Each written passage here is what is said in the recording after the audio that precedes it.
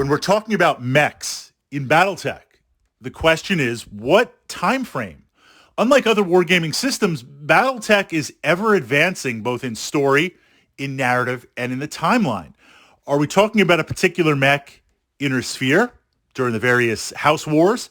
Are we talking about Star League tech? Are we talking about clan invasion? Are we talking about post-invasion where a lot of tech was rediscovered, lost tech, or reverse engineered? So what you start to see are some interesting supplements to the weapon systems: command computers, targeting computers, anti-missile computers.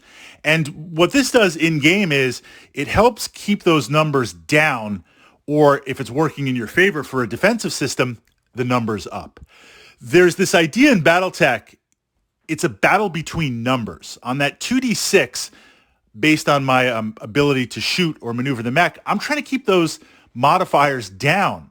I'm trying to keep range down. I'm trying to keep movement down. I'm trying to keep cover for you, positioning down. So I have the greatest chance of hitting you. And one of the ways that we can increase the chance of scoring a hit is redundancy.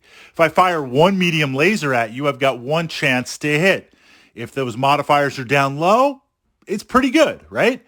If they're a little bit higher, it's one chance. If I can bring two weapons, two medium lasers, or two PPCs, or two long-range missile packs, well, now, even if those modifiers are a little bit higher, I get to roll the 2d6 twice. So redundancy is important. On the other side, and this is leading into the targeting computer, as we jump into some lost tech in terms of Battletech, you're trying to keep those numbers as high as possible. You're trying to move. You're trying to run. You're trying to jump. So this way, when I factor in range, opposing movement, my movement, I've got a very high amount of modifiers. Shooting, I want them low. Defensively, I want them high. So in the narrative, yes, there's this tech level. I mean, I'm sure there's a mech out there that's just been in service on some backwater planet where if you have any mech, you're king. I picture an awesome mech, literally the awesome, that is on some backwater world and has been fighting there for hundreds and hundreds of years, generations and generations, to the point where it's passed on from family member to family member. And from that time when it rolled off the assembly line to now, it's taken a beating. It's been through a lot of wars. It's gotten to the point where it's too expensive to fix, but you don't want to scrap it because an assault mech is an assault mech. And it's too expensive to fix or take off world, so it's just kind of left there to fight off pirates or to fight bandit groups or to fight kind of tanks and infantry. So this idea of an awesome mech that has like a fusion engine hit, a gyro hit where you can't repair it, no targeting ability whatsoever. It's literally like iron sights, staring down those PPCs, iron sight. I'm sure there are a few mechs that exist like that, but most of the mechs in-game have some sort of targeting computer that will line up the mech and show where they are, some sort of heads-up display, various ways of seeing in weather conditions. The tech level is there. It's not just primitive.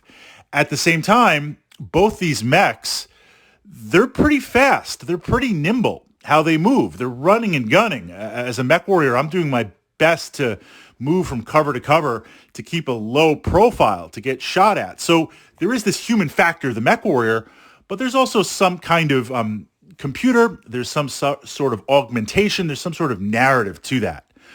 A targeting computer is now taking this narrative to the next level and giving you some serious potential in-game bonuses. And with that, what it represents is taking that tech to the next level. You've got better optics. You've got gyros that compensate for recoil. You have weapons that are able to make real-time calculations in terms of distance, in terms of do you lead the target? Do you slow down on the target? And all of that literally plugging in to the neuro helmet or my tattoos and pushing that out within there. So in-game, the targeting computer, the first thing we have to ask ourselves is it the appropriate tech level to play it? Some of the clan mechs, what we start to see, since they are more advanced and they didn't lose that tech, they come with targeting computers standard. Now, that's not to say if you're not up to clan invasion yet, you could still play targeting computers. There's a lot of planets in the inner sphere. There's a lot of lost tech. It could be you discovered some Star League stuff and you're going to throw in targeting computers. It's going to bump up the battle value. So the first thing is it worth the battle value bump up? Are you going to put a targeting computer in a medium mech where it only has so many weapons and it only has so much armor, and then you're going to add in some other upgrades and drop some stuff? It gets into this question of, would I be better off taking some tanks? Would I be better off taking 2 mechs? So generally what we see with the targeting computer is you're going to see that in heavies and assaults, because they've got the weapons points, the tonnage, the internal factor to mount these targeting computers, and they have enough weapons to take advantage of it because you can use it across all weapon profiles.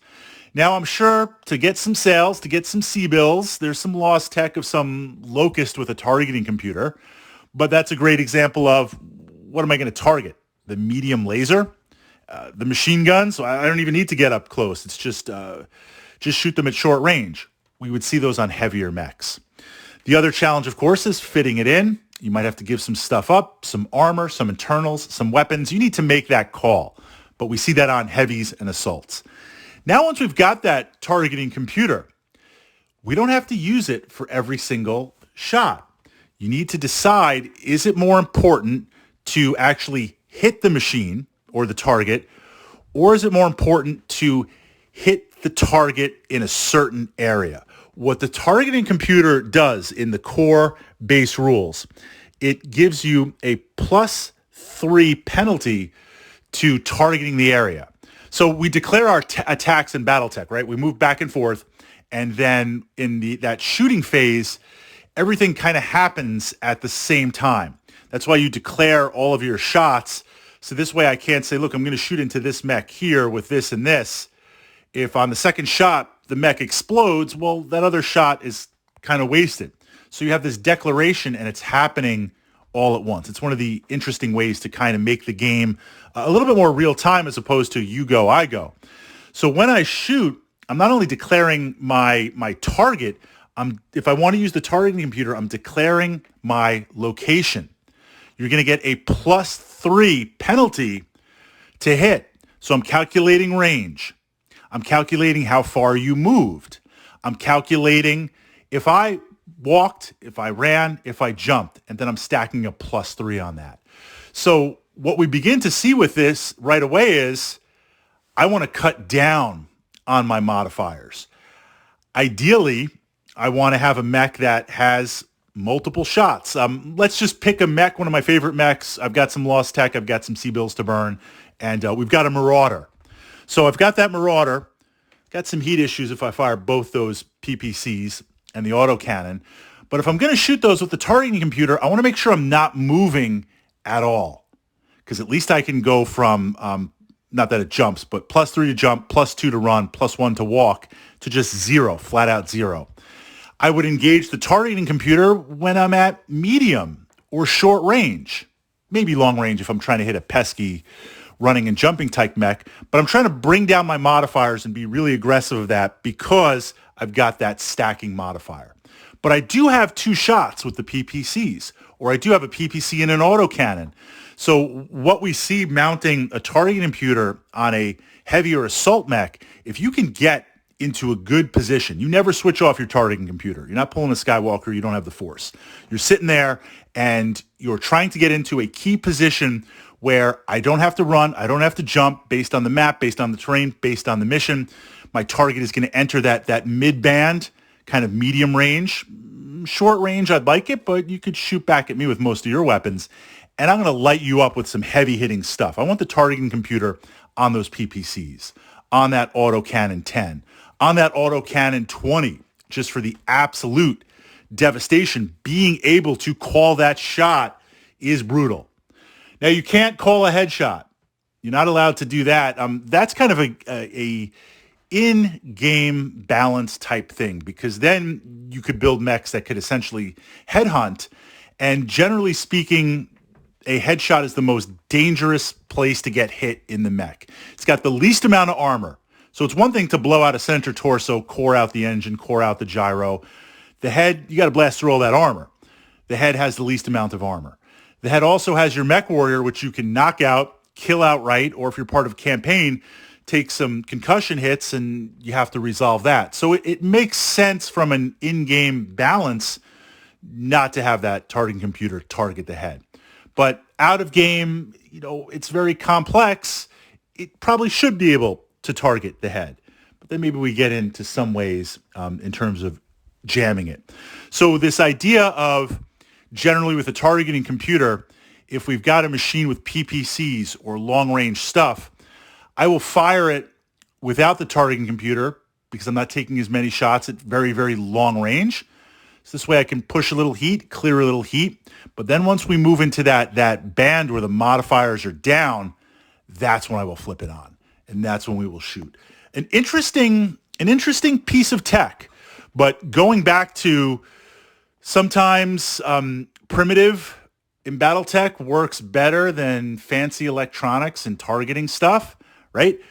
You look into this thing, do I put a targeting computer, say on like a Shadowhawk, for whatever reason, it's got a couple of weapons, but nothing outstanding, or do you mount it on something that has multiple type weapons? Or do you get into, look, the way I beat the modifiers is like a grasshopper or some sort of mech that has multiple autocannons. I'm firing out multiple shots, and that targeting computer, that battle value, like if I'm putting 2 on 2 machines, maybe I'm better off just taking the machines and getting some more guns on the table in terms of another mech or some vehicles.